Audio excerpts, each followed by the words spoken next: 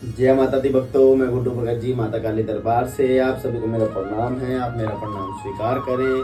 हाँ, जैसा कि लोगों के मैसेज आ रहे हैं, कॉल आ रही है, बोल रहे लोग कि गुरुजी हमारे ऊपर सवारी तो आती है, देवी देवता भी खेलते हैं, मगर हम किसी के बारे में जान नहीं पाते, मतलब किसी के बारे में पूछा नहीं दे पाते या जो भी है उनकी। तो कितने लोग बोलते हैं गुरुजी हमें इसका समाधान बताइए कि पूछे कैसे ली जाए देवी देवता से।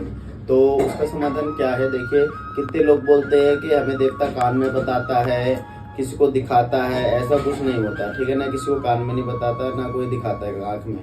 तो क्या होता है, आपके मन में एक भाव आता है।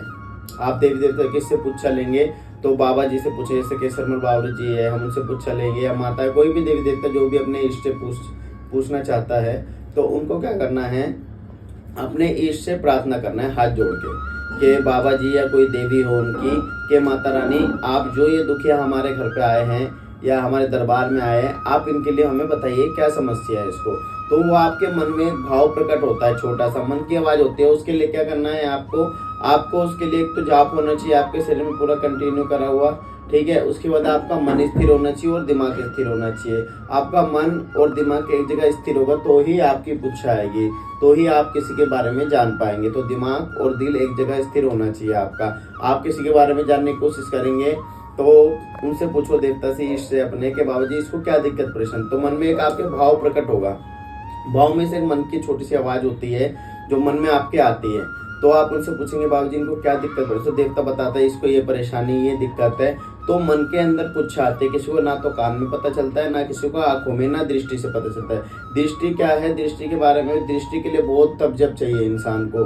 तो आजकल की जिंदगी में किसी की दृष्टि, बहुत ही कम लोगों की, मुश्किल से मुश्किल 100 में से 2 या 3% लोगों की दृष्टि खुली होगी जिनको आभास हो जाता है, इन चीजों का पता लग जाता है, स्क्रीन पे दिखाई देता है। तो जितने भी अभी लोग हैं पुच्छा देखते हैं तो उनके मन में ही भाव प्रकट होता है। तो वो भाव प्रकट आपको सामने वाले के सामने प्रकट कर देना है। तो जो भी आप देवी देवता से पूछा लेंगे तो हाथ जोड़ के प्रार्थना करना है कि देवी देवता महाराज जो भी है आपके उनसे प्रार्थना करें कि इनके बारे में हमें बता। तो देवता बताएगा इसकी दिक्कत परेशानी होती है, ये समस्या होती है, या जो भी भूत प्रेत की समस्या है। तो आपको मन एक जगह स्थिर रखना है और दिमाग स्थिर रखना है, तो ही आपकी पूछा आ पाएगी। तो अपने इससे अपने देवी देवता से प्रार्थना करें हाथ जोड़कर कि ये सामने वाला जो आया है दिखाने के लिए हमारे पास, इसके बारे में आप हमें बताएं।